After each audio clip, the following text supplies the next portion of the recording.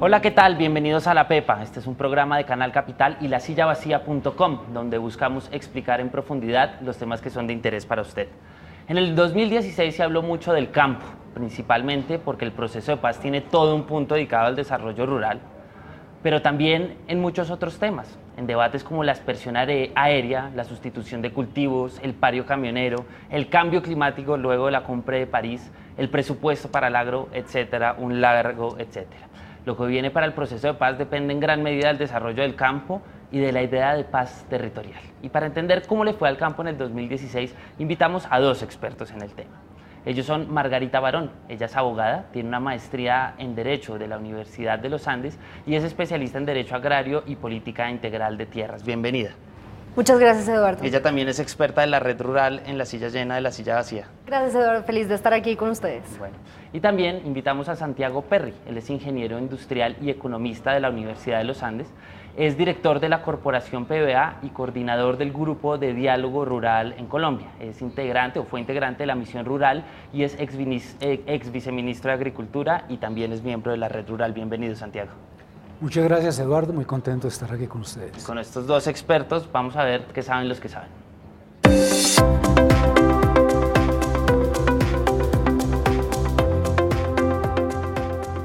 ¿Cómo le fue al campo en el 2016, Margarita?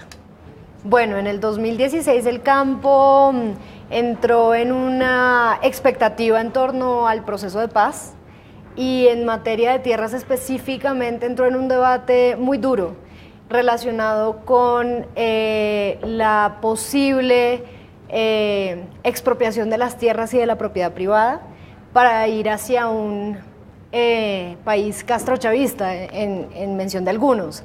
Esto es completamente falso, pero digamos que impactó terriblemente los resultados del proceso de paz y tiene un impacto altísimo en la reforma rural integral que allí está prevista.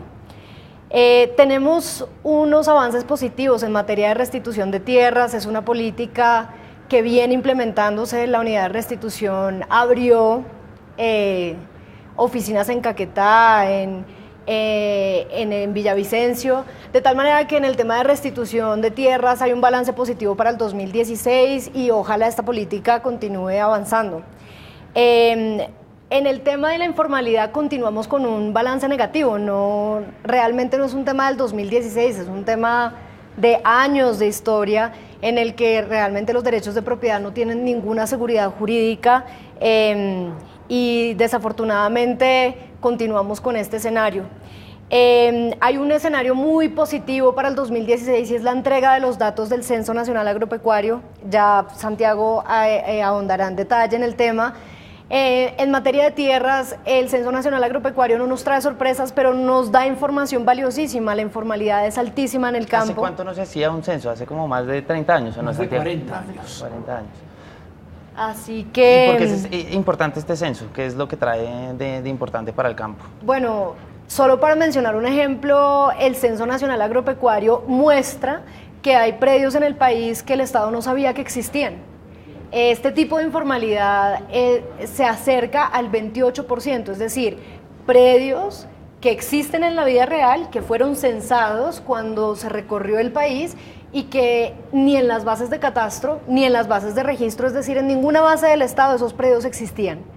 Solo para mencionar un ejemplo de lo valioso que son los datos que están arrojando que nos trae el Censo Nacional Agropecuario y que nos pueden cambiar los escenarios para la toma de decisiones. Nosotros venimos en un espacio en el que a veces tendemos a especular por la falta de información. El tercer Censo Nacional Agropecuario es oro para la toma de decisiones y para una mejor política pública orientada al campo. Santiago, ¿cómo le fue al campo en el 2016? Bueno, este era un año para que le hubiera ido muy bien al campo.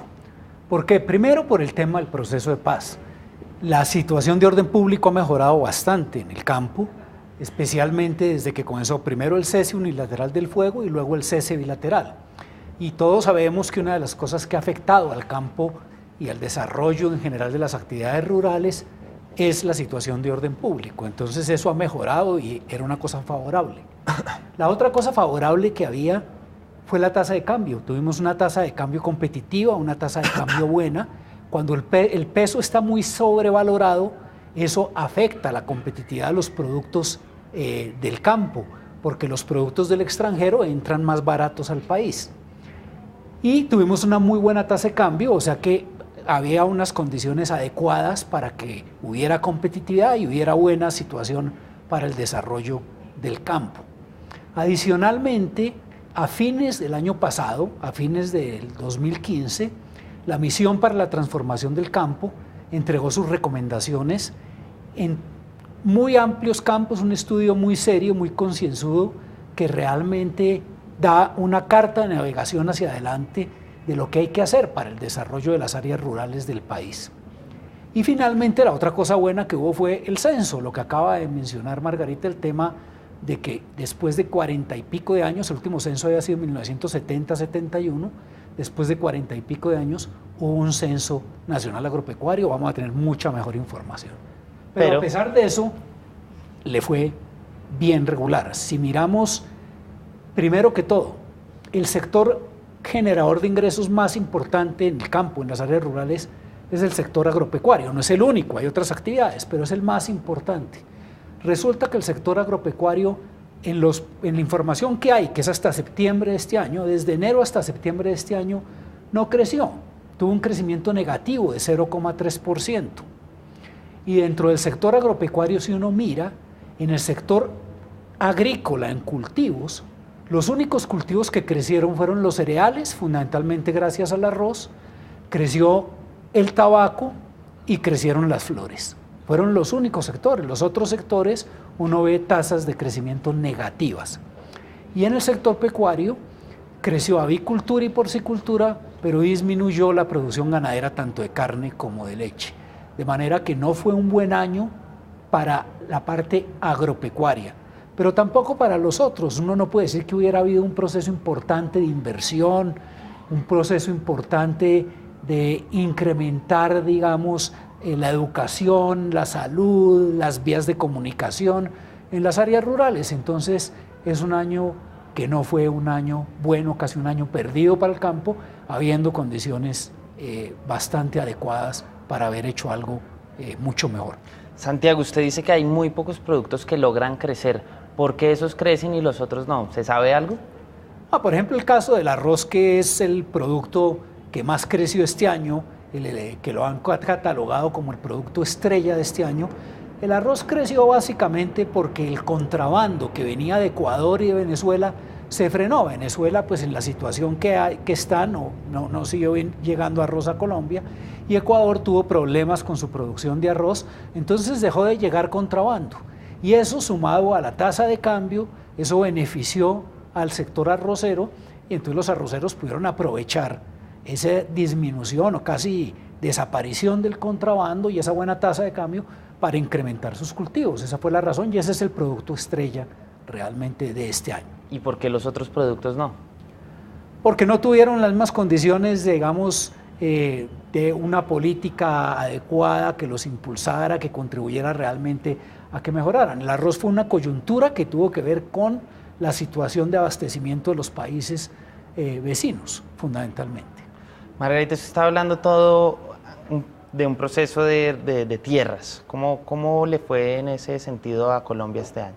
Bueno, definitivamente, como decía ahora Eduardo, la informalidad sigue siendo una informalidad muy alta.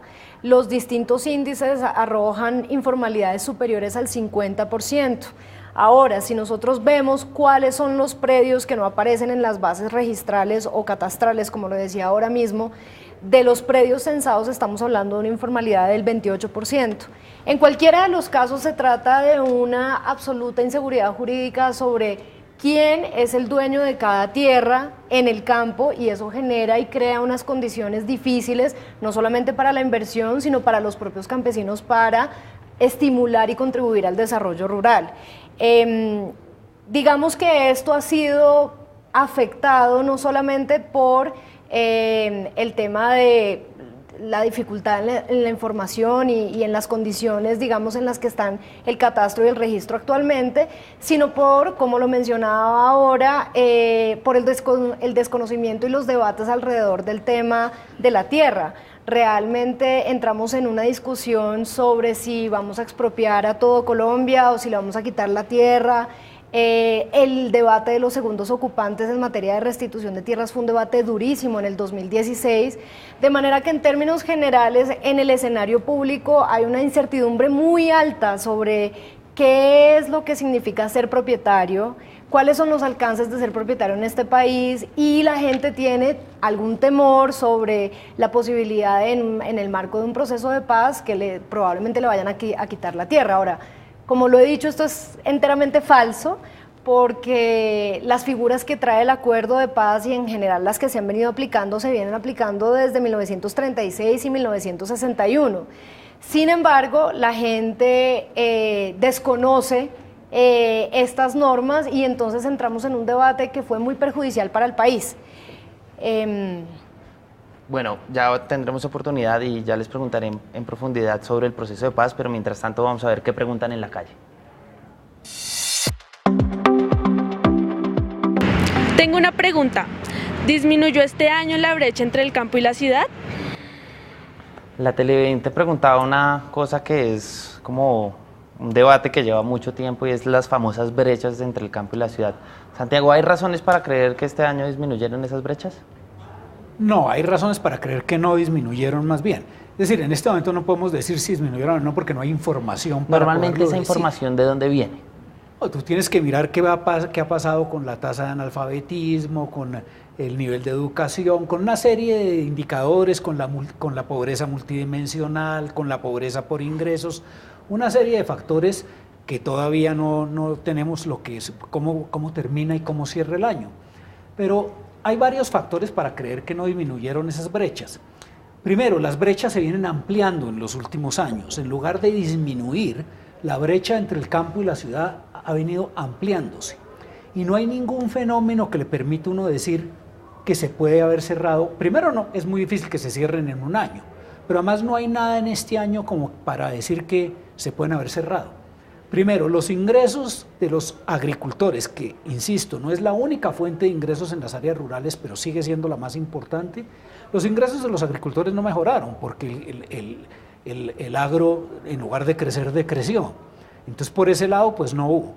Y uno no puede decir que hubo ni un programa fuerte de construcción de infraestructura, de vías, de mejoramiento de la educación, de la salud, de nada que pueda decir mejoró la situación, mejoró porque ahorita hay menos analfabetos, porque tenemos una mejor educación en las áreas rurales o cosas por el estilo.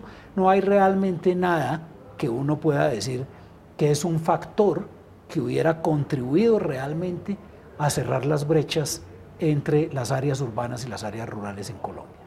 Esas diferencias entre el campo y la ciudad es una de las cosas que quiere atacar o buscar solucionar el acuerdo de paz que firmó el gobierno y las FARC. Ha habido mucho mito alrededor de ese punto y es curioso porque debería ser uno de los puntos realmente menos controversiales. ¿Por qué no nos explica un poco en verdad de qué se trata este acuerdo para entrar en materia de discusión? Claro que sí. La reforma rural integral previó toda una política que vuelca la institucionalidad y las políticas públicas y de hecho toda la actividad estatal hacia el campo.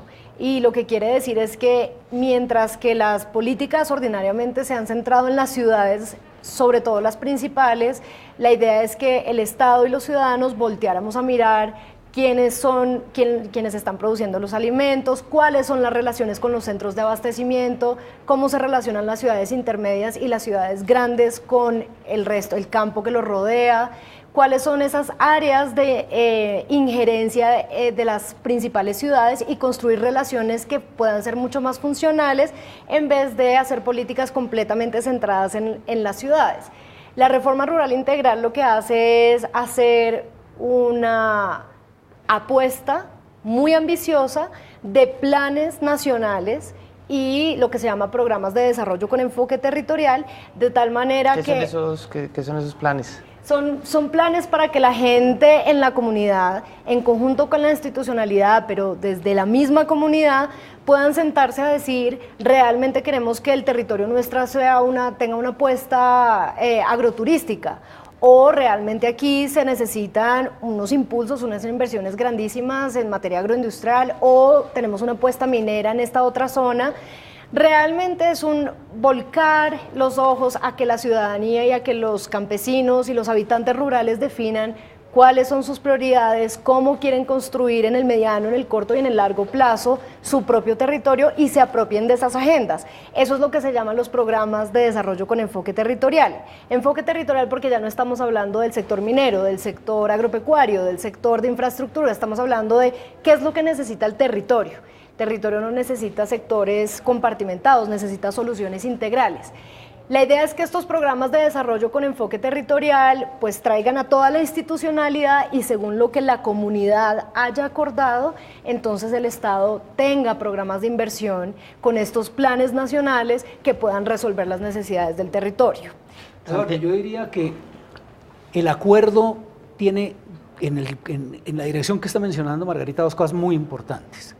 La primera cosa muy importante es que después de décadas de abandono de las áreas rurales, el acuerdo dice hay que prestarle atención a las áreas rurales. No podemos seguir viviendo en un país en que en las ciudades la gente vive como en el siglo XXI y en el campo vive como en el siglo XIX. ¿Qué permite decir que se vive en el siglo XIX? Las tasas de analfabetismo, cantidad de gente sin luz, cantidad de gente sin vías de comunicación, sin acceso a salud, sin acceso a educación.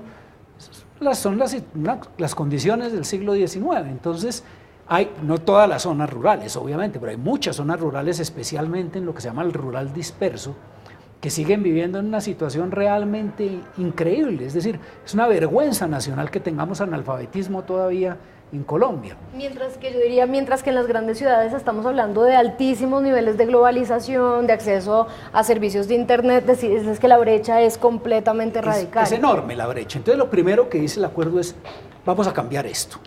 Que también la misión para la transformación del campo lo dice, hay que cerrar la brecha, hay que pagar la deuda histórica que Colombia tiene con las áreas rurales y con los pobres rurales.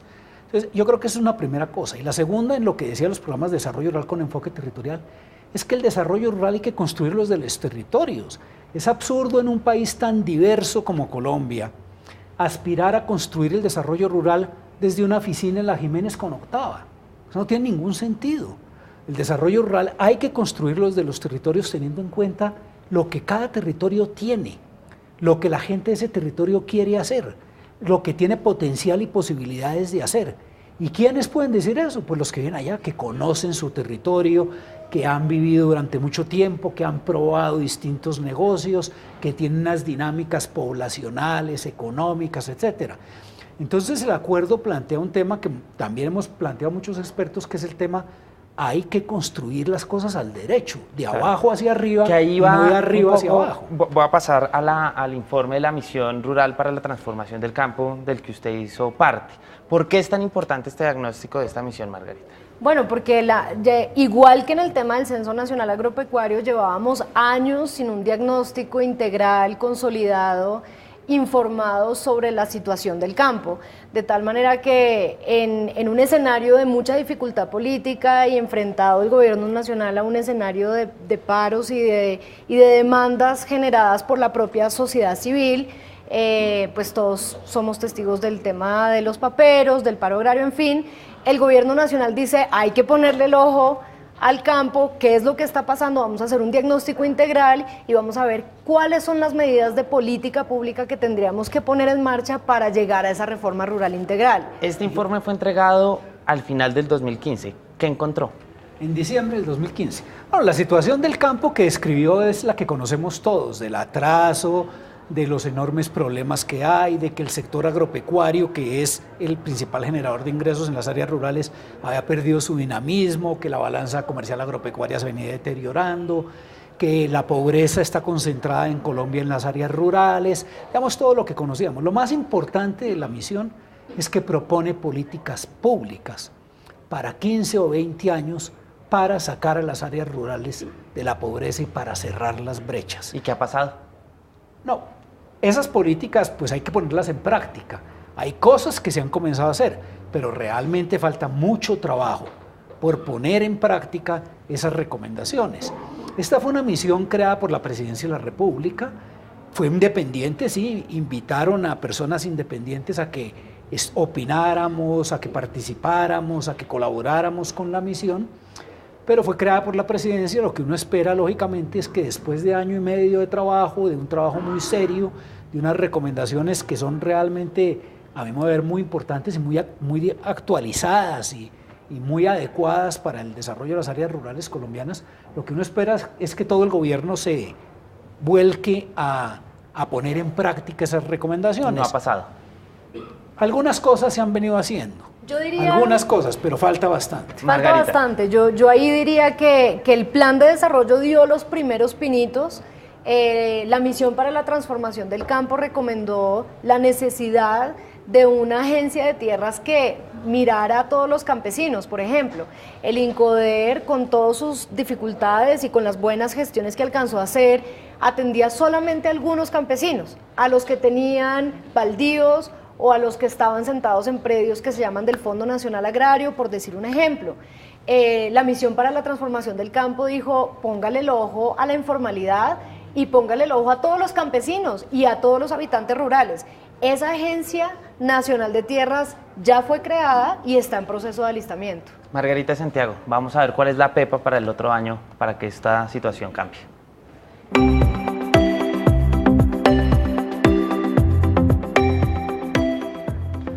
En el 2017, si esto quisiera dar un vuelco, ¿cuál sería esa PEPA del asunto que tocaría atacar, Santiago? Yo creo que lo primero que habría que hacer es que haya una acción coordinada del conjunto del gobierno hacia las áreas rurales para poner en práctica las recomendaciones de la misión. Pero, repito, tiene que ser una acción coordinada del gobierno, porque es que esto no es de un solo ministerio.